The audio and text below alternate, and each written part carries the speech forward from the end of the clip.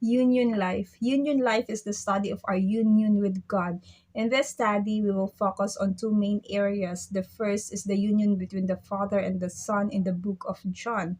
And secondly, we will see our union with both the Father and the Son in like manner as revealed in the epistles. The goal of this study is for each believer to come to a deeper understanding and revelation of their union with God. The four Gospels. The four Gospels are the biographical sketches of the greatest person that ever walked on earth. It is here we see Jesus Christ in the flesh, perfect God and perfect man, God in earthen vessel. Here we see God showing himself to the world in the light of his glory and grace. The Synoptic Gospels. Synoptic means the same general account.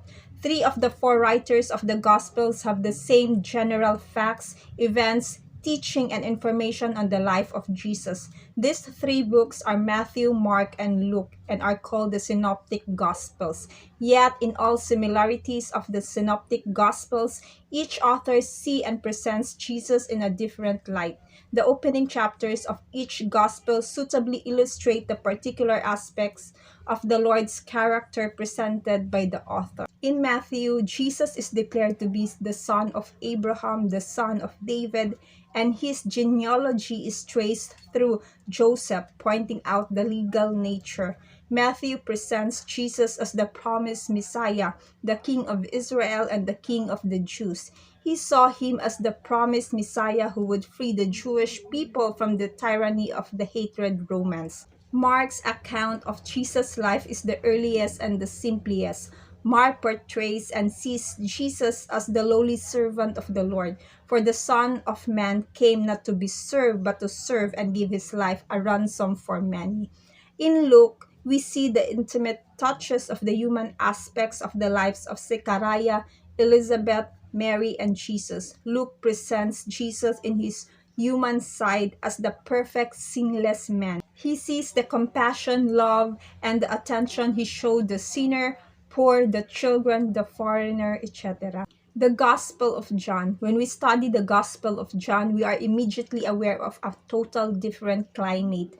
We have left the temporal earth and enter heaven. This Gospel rises above all limitations of time, portraying him in the eternal and divine sense. John presents Jesus mainly as the Son of God, yet expresses him in the divine sense and call him the Word, the light of man, etc. It is in the John the great I ams are found.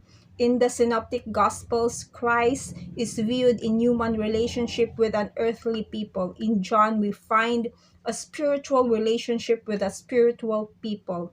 The book of John is rich in truth, in revealing many truths that are essential for believers to know and understand. It is in this gospel that we will focus our study of the union relationship between the Father and the Son, and our union relationship with the Father by, in, and through the Son. John is selective in the choice of material used to present his message. Much of what we saw in the Synoptic Gospels is missing in John, and much of John is new.